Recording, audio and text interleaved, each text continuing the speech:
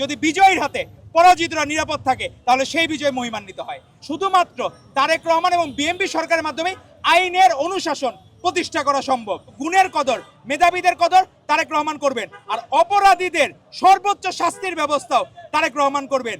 সামাজিক অবক্ষয় 17 বছর ফ্যাসিস্ট লীগের আমলে যে বিচারহীনতা ছিল, সেই বিচারহীনতার এখনো পর্যন্ত অনেকাংশে কন্টিনিউশন হচ্ছে। কিন্তু ভবিষ্যতে অপরাধ করার আগে প্রত্যেকবার ভাববে যে রামিসার হত্যাকারীর 19 দিনের মাথায় ফাঁসি হয়েছে এবং সেইখানে অন্যায় করে পার পাওয়ার কোনো সুযোগ আর বাংলাদেশে হবে না। এই সাইকোলজি যখন ডেভেলপ করবে তখন অন্যায়ের হার আস্তে আস্তে শূন্যের কোটায় চলে আসবে। আপনি দেখেন ইউএসএ ফার্স্ট ওয়ার্ল্ড কান্ট্রি, সেখানেও মসজিদে যে হামলা করে আততায়ীরা, অনেকে বিচ্ছিন্ন ঘটনা ঘটে, এখানেও কিন্তু খুনের ঘটনা ঘটে, এখানে কিন্তু না। তো সাইকোলজিক্যালি যারা পারভার্ট তারা রোগী, সেটার ব্যাখ্যা আলাদা। আর পারস্পরিক দ্বন্দ্বের জন্য অনেক সময় এক পক্ষের সাথে আরেক পক্ষের দ্বন্দ্বের জন্য স্বয়ং ওবায়দুল কাদের থেকে লিগের অজস্র নেতাকর্মীরা বলেছিল যদি আওয়ামী লীগ ক্ষমতা থেকে নেমে যায় তাহলে 10 লাখের উপর মানুষ মারা যাবে, কিন্তু 10টা লোকও মারা যায় নাই। কারণ 5ই আগস্ট আমাদের মাননীয় প্রধানমন্ত্রী জনাব তারেক রহমান বলেছিলেন যদি বিজয়ীর হাতে পরাজিতরা নিরাপদ থাকে তাহলে সেই বিজয় মহিমান্বিত হয়। তো আজকে আমরা মহিমান্বিত বিজয়ের পথে।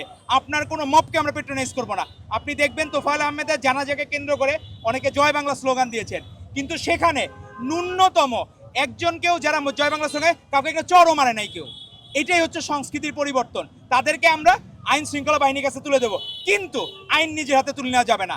আর সরকার ওই গত 17 বছর যে বিচারহীনতার কারণে যে টেন্ডেন্সিটা আছে সবার মধ্যে, অপরাধ প্রবণতা আছে, সেই অপরাধ প্রবণতার কারণে এই অপরাধগুলো হচ্ছে।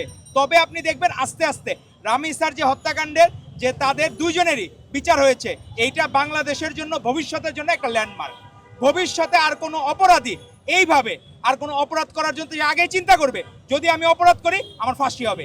এই কারণেই অপরাধের প্রবণতা আস্তে আস্তে কমে যাবে এবং আশা করি আমাদের মাননীয় প্রধানমন্ত্রী জনাব তারেক রহমানের নেতৃত্বে সেটি শূন্যের কোটায় চলে আসবে।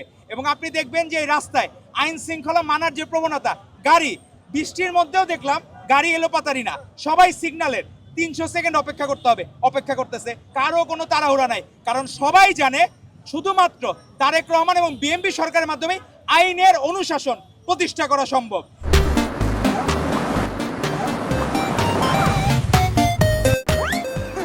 এবং সকলের কিন্তু টাইম সেভ হচ্ছে।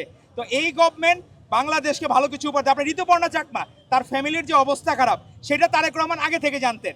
আজকে সেই ঋতুপর্ণার জন্য গৃহ নির্মাণের অর্থের ব্যবস্থা করে দিলেন আমাদের মাননীয় প্রধানমন্ত্রী জনাব তারেক রহমান। তো গুণের কদর, মেধাবীদের কদর তারেক রহমান করবেন, আর অপরাধীদের সর্বোচ্চ শাস্তির ব্যবস্থাও তারেক রহমান করবেন। এই জন্যই হচ্ছে যে হলো শিষ্টের পালন দুষ্টের দমন, সেটাই হচ্ছে আমাদের মাননীয় প্রধানমন্ত্রী জনাব তারেক রহমানের মূলনীতি। তো আমরা চাই সকল নাগরিক যাতে আইনের প্রতি শ্রদ্ধাশীল থাকে, তারা আইন মেনে চলার যে চর্চাটা সেটা হলে আমরাও একদিন ফার্স্ট ওয়ার্ল্ড কান্ট্রি যে আমরা স্বপ্ন দেখি, সত্যিকার অর্থেই সকল নিয়ম নীতি মেনেই আমরা ফার্স্ট ওয়ার্ল্ড কান্ট্রির দিকে ধাবিত হব এবং বাংলাদেশে আইনের অনুশাসন প্রতিষ্ঠিত হবে।